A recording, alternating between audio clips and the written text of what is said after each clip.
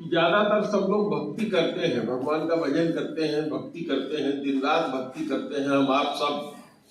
लेकिन कुछ ऐसी गलतियां हो जाती हैं जिसके कारण से कि हमारा जो भी भजन होता है वो फल नहीं देता, जीरो हो जाता है सब किया गया। तो हमारा तो हो जाता है।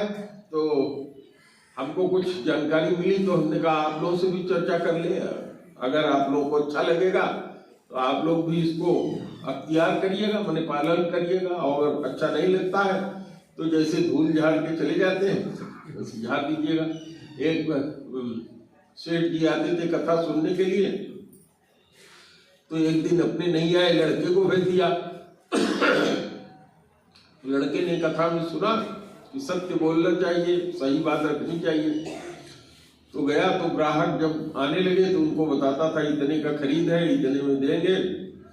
तो सेठ जी कहे कि तू घर चले जाओ, इसको घर भेज दिए। जब शाम को गए तो पूछा पिताजी हमको घर क्यों भेज दिए? कहे कि तू तो दुकान बैठा दोगे, सीधी सीधी सच्ची बात बता दे रहे हो। कहे आपने भागवत में भेजा था। कहे अरे बेवकूफ, भागवत सुनने जब मैं जाता हूँ तो कुर्ता ऐसे झाड़ देता हूँ, जो सुने रहता हूँ वो, और जो कुछ रहता है सब मेरे साथ आता कुछ नहीं है, वही हाल में ही रह जाता है। तो चलिए इसी तरह से जिसको अच्छा नहीं लगेगा वो यहीं खड़ा होकर कुर्ता झाड़ देगा, यहीं रह जाएगा। तो चलिए, श्री राम जय राम जय जय राम, श्री राम जय राम जय जय राम, श्री राम जय राम जय जय राम, श्री राम जय राम जय रघुनंदन जय सिया राम, सीता राम जय सीता राम,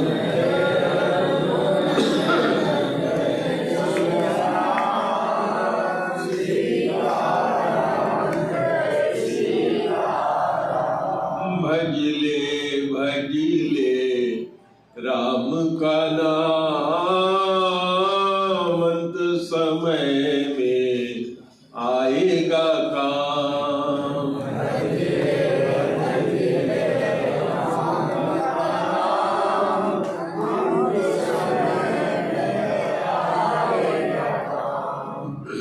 जग की दौलत यानी ये रुपया पैसा घर द्वार जो संसारी चीजें, जग की दौलत है बेकार, अंत समय में न आएगी काम। जग की दौलत है बेकार, अंत समय में आएगी काम। तो जप ले आठों याम, राम का नाम राम का नाम, जप ले आठों याम, राम का नाम। एक बार प्रेम से बोलो गुरुदेव भगवान की जय। 24 घंटा में 8 याम होता है, 3 घंटे का एक याम, एक घड़ी होती है, 8 घड़ी से 24 घंटा हो जाता है। तो जैसे तकिया कलाम बना ले, हर बात में राम का नाम, हर समय मन में राम का नाम रहेगा तो मरते समय भी वो आ ही जाएगा। अन्यथा अगर अभ्यास नहीं रहेगा तो मरते समय ये नाम नहीं आएगा, अंत समय याद नहीं रहेगा। जन्म जन्म मुनि जतन कराही और अंत राम का आवत नहीं। सैकड़ों हजारों जन्म आदमी करता। तो एक सबसे बड़ी बात तो ये है कि चाहे श्रद्धा से चाहे अश्रद्धा से, यदि एक बार आप राम का नाम चाहे गाली देने के लिए ही ले लें तो करोड़ों जन्मों का पाप, करोड़ों जन्मों का पाप एक बार राम कहने से खत्म हो जाता है। कोई और उपाय कर लो नहीं खत्म होगा। एक बार अगर दारू पी लो तो 12 साल उसका करो साफ करने के लिए, उस पाप को हटाने के लिए उताजोग करो, तो खत्म नहीं होता। लेकिन भगवान का नाम एक बार ले लिया, करोड़ों जन्म का पाप समाप्त हो जाता है। लेकिन इसका मतलब ये नहीं है कि पाप करो और भगवान का नाम लो। भगवान के नाम भगवान के बूते कोई पाप नहीं करना चाहिए। हाँ, जब से आपने नाम लेना शुरू किया ये विचार करके, तब से प्रयास करो कि पाप आपसे ना हो। तो क्या क्या काम है जो करने से भक्ति बढ़ती और क्या क्या कार्य है जिसके करने से भक्ति खत्म हो जाती है। भक्ति क्या है? एक पेड़ है, एक लता है। जैसे देख रहे हैं पेड़ ये आपका लगा हुआ केले का, ऐसा पेड़ है, उसको रोपा जाता है। भक्ति के पेड़ को रोपते हैं, और रोपता कौन है? गुरु। गुरु क्या जाते हैं तो कान में आपके रोप देता है या बता देता है कि ये मंत्र है आपको। वही मंत्र जो है वही बीज है, जो पड़ जाता है वो जमता है। तो आप लोगों को 6 श्लोक और उसका अर्थ बताएंगे, जिसके करने से भक्ति बढ़ती है या जिसके करने से भक्ति खत्म हो जाती है। तो पहला श्लोक है, आप लोगों में से जो कोई अगर मोबाइल में रिकॉर्ड करना चाहे तो कर सकता है। तो ये किताब जिससे मैं आप लोगों को चर्चा कर रहा हूं, इसका नाम है उपदेशामृत। गुरु जो अपने शिष्य को उपदेश देता है, वह जो अमृत है उसको उपदेश का अमृत कहते हैं, और इस किताब का नाम ही उपदेशामृत है। इसका पहला श्लोक है, वाचो वेगम मनसः क्रोध वेगम जिह्वा वेगम उदरो उपस्थ वेगम एतान वेगान यो विसरेत धीरः सर्वाम पीमाम पृथ्वी सशिष्यात्। ये 6 वेग हैं जो शरीर में उठते हैं। अगर इनको आदमी धारण कर ले, रोक ले, तो सारी पृथ्वी पर कहीं भी चले जाओ तुमको कोई दोषी नहीं बताएगा, तुम्हारी विजय ही होगी, वहां भक्ति तुम्हारी बढ़ेगी। कौन कौन ये वेग है? वाणी का वेग, बोलने का वेग। कुछ लोगों की क्या आदत होती है, जैसे किसी ने कुछ कहा खट से उसका रिएक्शन दे दिया, तो ये वेग है, वाणी का वेग। बात को सुन करके उसको भूलना चाहिए। अगर कठोर बात भी किसी ने कहा है तो बर्दाश्त कर लेना चाहिए, उत्तर देना कोई जरूरी नहीं। तो वाणी के वेग को बर्दाश्त करना चाहिए, मन के वेग को बर्दाश्त करना चाहिए, और क्रोध के वेग को बर्दाश्त करना चाहिए। मन जो है सबसे बड़ा चंचल है। मन इतना चंचल है कि एक जगह भी 1 मिनट के लिए भी स्थिर नहीं होता। भगवान से अर्जुन ने पूछा था, और भगवान ने कहा कि हे अर्जुन, मन निश्चित रूप से स्थिर नहीं रहता, लेकिन अभ्यास करने से और वैराग्य ले आने से मन धीरे धीरे बस में हो जाता है। और मैं जो समझता हूँ सबसे अच्छा उपाय यही है कि अगर अपना मन कोई चीज कहे तो उसको न मानो, उसका गुण और हानि देख लो, इसके बाद उसमें पालन करो। लेकिन मन अगर कहता है तुरंत कर ले, नहीं करना चाहिए। इसी तरह से जिह्वा, वाणी बात अलग आ गई, अब जिह्वा अलग है। जिह्वा का क्या मतलब है? जिह्वा खाना का टेस्ट बताती है। 6 तरह का स्वाद होता है। किसी को मीठा अच्छा लगता है, किसी को नमकीन, किसी को तीता, किसी को खट्टा, किसी को कड़वा। तो जिह्वा के बस में नहीं होना चाहिए। जो कुछ भी मिल जाए, जैसा भी मिल जाए, यहाँ गले के नीचे जाने के बाद सब मिट्टी ही हो जाता है, किसी चीज का कोई उपयोग नहीं है। और भूख को बर्दाश्त करना, उदर का भी। भूख कितनी भी लगी हो, भूख लगने पे आदमी चोरी करता है, भूख लगने पर नाना प्रकार की बेईमानी करता है। मांग लेना चाहिए, लेकिन ये नहीं करना चाहिए। उपस्थ वेग, उपस्थ का मतलब होता है जननेन्द्रिय, चाहे आप स्त्री हो या पुरुष हो।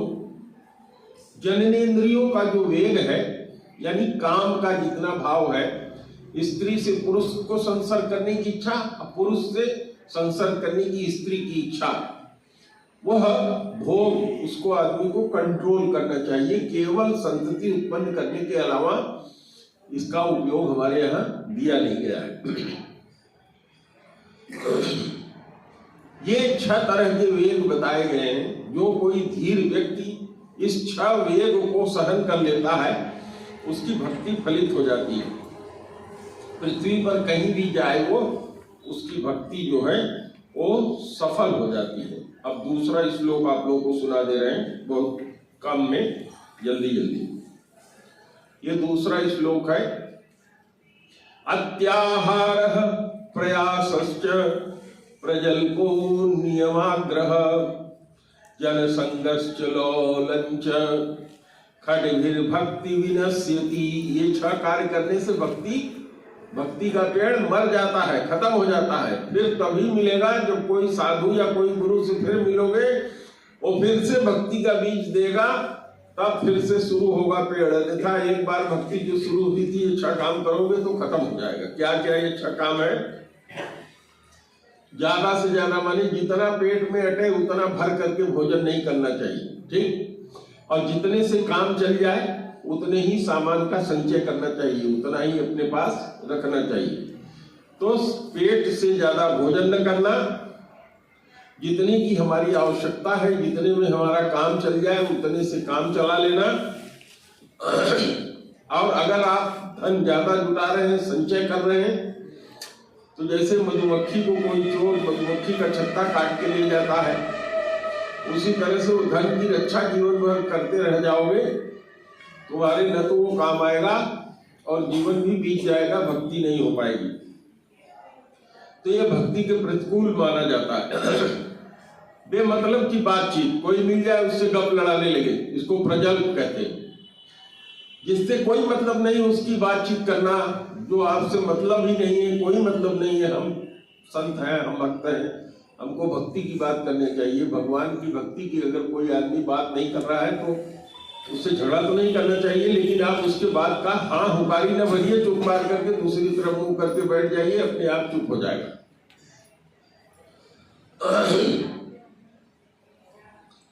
असत्य का संग नहीं करना चाहिए। जो आदमी पापी हो, झूठ बोलता हो, झूठ पे चलता हो, उसका साथ नहीं करना चाहिए। नियम का आग्रह नहीं करना चाहिए। बुरे लोगों की बुद्धि को ग्रहण नहीं करना चाहिए। ये सब करने से चित्त की चंचलता बढ़ जाती है। ये 6 तरह के काम जो लोग करते हैं उनकी भक्ति खत्म हो जाती है। कितनी भी भक्ति करते रहो, भगवान का नाम जब सुबह शाम कितना भी करो, सब डाण हो जाएगा, सब जीरो हो जाएगा, अगर ये 6 दोष आपके अंदर आते हैं तो। अब तीसरा श्लोक जान लीजिए। तीसरा, इसमें भी 6 चीज बताई गई। उत्साह त्रियश्चय अर्धया तत्कर्म प्रवर्तना संगत्यागात सतो वृत्ते खड्भिर भक्ति प्रसिद्ध्यति। ये 6 काम करने से भक्ति कई गुना बढ़ जाती है। जैसे खाद पानी देते हैं पेड़ में, उस तरह से भक्ति कई गुना बढ़ जाती है। क्या है? भक्ति को बढ़ाने का नियम ये है, जो चीज शास्त्र में कहा गया हो, वेद शास्त्र जो आप मानते हैं, जो कहा गया हो उसका पालन करना चाहिए। जो गुरुदेव ने आदेश दिया हो उनके बात पर दृढ़ श्रद्धा होनी चाहिए कि ब्रह्मा की लकीर है, उसको मान करके उस पर विश्वास करके उस कार्य को करना चाहिए। अनेक विघ्न बाधा आने पर भी, और जिस काम के लिए आप भक्ति कर रहे हैं वो नहीं हो रहा है, तब भी अपने नियम को जो गुरु ने बताया है उसको छोड़ना नहीं चाहिए। और भगवान की भक्ति 3 तरह से होती है, श्रवण, कीर्तन और मनन।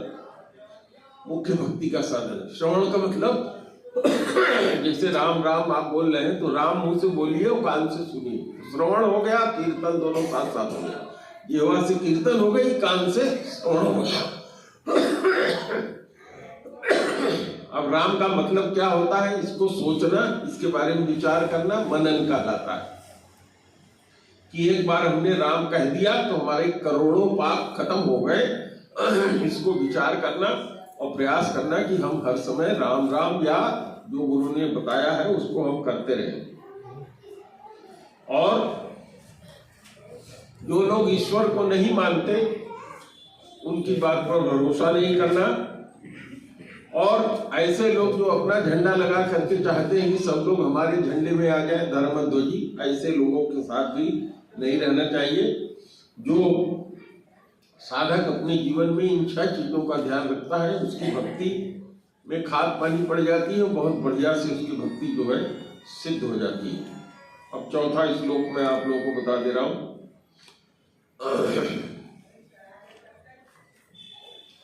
प्रेम के सूचक, आ जाओ भीतर, प्रेम के सूचना देने वाले, प्रेम को प्रतीक बताने वाले ये 6 चीजें जिनका ध्यान रखना चाहिए। ददाति प्रतिगृह्णाति गुह्यम आख्यति पृच्छति भुंक्ते भोजयते चैव खड्विधि प्रीति लक्षणम। आपको कम पड़ता है तो अपने किसी जिसको आप मित्र मानते हैं, जिससे आपकी प्रीति है, उससे पैसा लेना या सर सामान जो भी लेना चाहते हैं लेना, और उसकी जरूरत पर उसको वापस देना। उधार लिया है तो उधार को लौटाना। अपनी गोपनीय बात सबसे नहीं कही जाती, लेकिन कोई आपका मित्र हो जो आपके दुख को दूर करने वाला हो तो उसे बताना चाहिए और उसके दुख को जानना भी चाहिए। 4 बातें हो गई। और अपने घर उसको भोजन कराना चाहिए और उसके घर जाकर के भोजन करना चाहिए। इस 6 चीजें को करने से आदमी के बीच में आपस का प्रेम बढ़ता है, भक्ति बढ़ती है। अब 5वां आपको बता दे रहे हैं। ये 5वां है कृष्णेति यस्य गिरिम तह मनसा क्रियेत दीक्षासि चेत् प्रणतिभिश्च भजनन्तमीशं शुश्रूषया भजन विद्यमन्यन्यन्यं निंदा दिशून्य हृदय में सित संग लब्ध्वा। 3 तरह के लोग आपसे मिलेंगे। एक तो आपको संसार में ऐसा आदमी मिलेगा जो भक्ति और इसके बारे में कुछ नहीं जानता, संसारी जीव है। ऐसे व्यक्ति को आप अपमान न करें, लेकिन ऐसा व्यक्ति अगर मिलता है तो उसका बहुत समर्थन और उसकी सहायता और उसकी वाली में हाँ न मिलाए।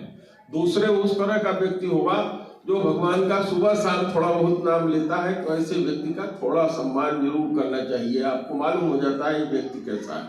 और दूसरे ऐसा व्यक्ति जो भगवान का भजन मध्यम तरीके का करता है, उसका स्वागत करना चाहिए, उसको प्रणाम करना चाहिए। और तीसरा जिसको जान ले कि ये भगवान का भक्त है, हर समय भगवान की सेवा में भक्ति करता है, उसके सामने लेट करके दंडवत करना चाहिए, प्रणाम करना चाहिए और उससे आशीर्वाद जो है प्राप्त करना चाहिए। ये कार्य करने से आदमी की भक्ति जो है वो बढ़ जाती है। और 6वां बता करके मैं खत्म करूंगा।